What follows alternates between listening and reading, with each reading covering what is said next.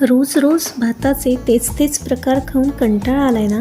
मग आजच बनवा ब्रोकोली, गाजर आणि कॉर्नने नटलेला हा सुपर टेस्टी फ्लेवरफुल पुलाव. तर आपल्याला यासाठी लागणार आहे छान फ्रेश दोन स्वच्छ कोरडी करून ठेवलेली अशी ब्रोकोली आहे, गाजर घेतला आहे, green peas, tomato, sweet corn, कोथिंबीर, पुदिना, कांदा कापून घेतला आहे, 2 मीडियम साईजचे कांदे आहेत, 3 हिरव्या मिरच्या आहेत आणि लसूण असा बारीक कट करून घेतलेला. इथे हा बासमती पुलाव मी 70 to 80% असा शिजवून घेतला आहे. बघू शकता छान असा मोकळा झालेला आहे. तर असा हा आपल्याला भात शिजवायचा आहे. आपण याच्यावरती गॅसवरती ठेवून घ्यायची. आता कढईमध्ये थोडंसं तेल घालून घ्यायचं. आधी थोडंसं बटर घालून घेते. बटरच्या ऐवजी तूपही वापरू शकतो इथे. आता इथे आपल्याला हा लसूण जो आहे कट करून ठेवलेला तो घालायचा. आता इथे लसूण लाल झालेला आहे. हा असं छान पातळ कापलेला असा कांदा घालून घेते आहे आणि यासोबतच मी हिरव्या मिरच्या घेतलेल्या आहे स्प्लिट करून, त्या सुद्धा इथे टाकून.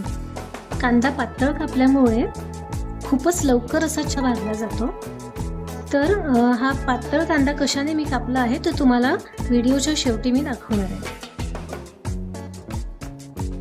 आता या स्टेजला मी हे गाजर सुद्धा पातळ असे काप करून घेतलेले आहे ते घालते, ग्रीन पीस घालते, स्वीट कॉर्न घालते आणि हे चांगलं आता फिरवून घ्यायचं आहे. मोठ्या गॅसवरती आपल्याला हे सगळं परतून घ्यायचं आहे. छान 5 मिनिटे याला आपण परतून घेऊ. आता गाजर सुद्धा थोडा मऊ झालेला आहे. आता या स्टेजला आम्ही इथे असा पातळ कापून घेतलेला एकच टोमॅटो घेतलेला आहे तो घालणार आहे आणि ब्रोकोली आपल्याला घालायची आहे आणि याला चांगलं मोठ्या गॅसवर आपल्याला परतून घ्यायचं.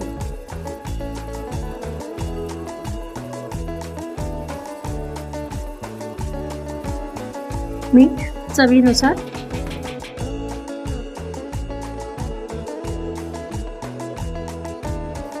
आता गॅस सिम वरती करायचा. आपण झाकण ठेवून देऊया.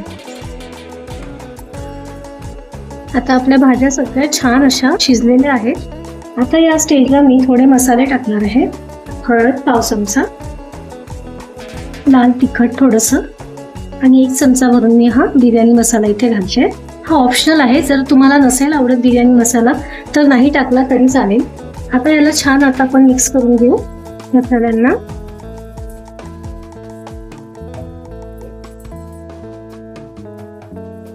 आणि इथे थोडी पुदिन्याची पानं आणि कोथिंबीर बारीक करून चिरलेली आहे पण टाकून घेऊ. आता या स्टेजला मी थोडंसं कोमट पाणी टाकते आहे. आता या स्टेजला आपण इथे तांदूळ जो शिजवून ठेवला होता तो आपण इथे टाकून देणार आहे. मस्त मोकळा असा भात शिजलेला आहे. थोडं सावकाश फिरवायचं आहे. भाताचे तुकडे नको व्हायला म्हणून मी थोडं सावकाश फिरवते. हा असा कलरफुल पुलाव आपला इथे आता रेडी झालेला आहे. आता इथे आपण एक वाफ आणायची आहे याला आणि मग आपला भात रेडी होऊन जाईल. तर आजच्या रेसिपीमध्ये तुम्ही कांदा आणि गाजर मी तुम्हाला दाखवलं होतं तर ते मी चाकूने किंवा कटरने कट केलेलं नव्हतं, तर त्यासाठी मी हे यूज केलं होतं. इकडनं पिलिंग होतं आणि इथून स्लाइस होतं. तर हे जर तुमच्याकडे नसेल तर आपण बटाट्याचे चिप्स पाडतो उन्हाळ्यात, तर त्या चिप्सच्या स्लायसरने सुद्धा आपण कांदा स्लाइस करून घेऊ शकतो. तर हे कांदे मी सगळे स्लाइस करून घेतले होते. त्याने काय झालं की कांदा एकतर पातळ कापला गेला, लवकर शिजला, कापत बसायला वेळ जातो, स्लाइस करायला वेळ जात नाही. तुम्ही ही ट्रिक लक्षात ठेवा आणि करून बघा आणि कमेंट करून मला कळवा की तुम्हाला जमलं का. तर बघू शकताय हा पुलाव आपला आता छान रेडी झालेला आहे. आता आपण हा प्लेटमध्ये काढून घेऊ.